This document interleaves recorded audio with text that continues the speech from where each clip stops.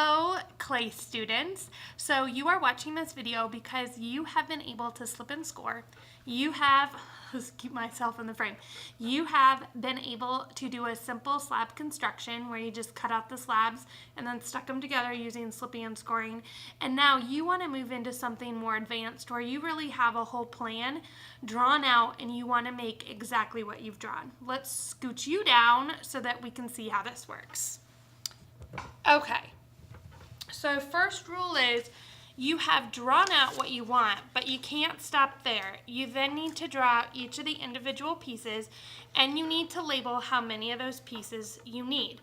You want to keep your pieces small if you struggle to make big slabs. Obviously, the bigger slabs need more muscle to make, so I recommend staying small until your muscles kind of grow and allow you to do larger pieces. Then to roll out your slab, keep in mind, you're gonna have to know how to join clay together. So some tricks for this is you want the moisture content to be the same. How do you know the moisture content's the same? When you squeeze, they should respond the same.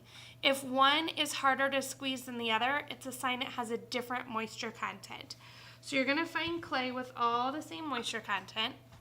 Then you want to take it, remember that wedging, and you're going to push it into the table, lift up, and push it into the table. You want all those seams, I'm trying to move my fingers out of the way so you can see what's happening to the clay. See how it's kind of rolling in on itself? Now, normally you would use your fingers, so it looks like this. But I was trying to keep them out of the way. And you'll see it kind of spiral. See that? That's what you want. So once you have wedged the clay, you get those two rulers that are stuck together, you get yourself a rolling pin, and then remember, you can't use your little handles, you gotta roll it out. And if you want it thicker, don't forget to turn before you get to the thickness of the rulers. Once you've done that, you can go ahead and put your pieces on your slab, and then I recommend working slowly because if you miscut, or this is a good lesson in, do I want to cut from the center? No, because rolling out slabs is a lot of work. And if I cut from the edge, I can get several pieces out. So, oops, I got my hand in the way. And I want to go really slow. I want to, if I can, have a friend help me to hold things in place.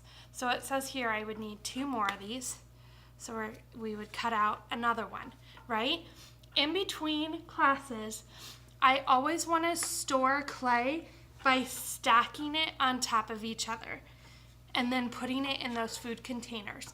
You never ever want to divide out with paper or something your slabs. Clay plus clay keeps it strong, solid, and still moist in between our different class types. Okay, once you have all your pieces, we'll pretend that I did that. Now the reason I teach you to wedge, by the way, is you're gonna cut out all this stuff and then it's like cooking, what am I thinking in my head? Cookies. Cooking cookies. Is you're gonna have scraps. Well, you can't put those back into the clay bin. This is where you need to take those scraps, you need to re-wedge them together, right? And then you need to roll it back out again to cut out more of your pieces. Okay, once you have all your pieces, you're not missing any of them, then you can start the attachment process. Do not forget, it's just like we've always done. You take your slip and a fork and you are going to score the clay, leaving slip on your clay piece. You're gonna score where you want it to go. Notice that I'm not doing this, right? I'm really being pretty aggressive because these have to dry out in order to stand a little bit, right? So they need that water there to get them to stick. I'm gonna squish them into each other, really pushing down, and then once that's done, I'm gonna check it. I should be able to lift up my clay piece. If this is gonna come off, now's the time I wanna know it's not stuck on. Once I'm sure I have it stuck on, then I can smooth it out, make sure it looks nice, pretty, like it was always meant to be there, right? You can use your fingers, but students make the mistake of not taking the time to slip and score. That finger, like if I do this, remember, I can smooth that out as much as I want.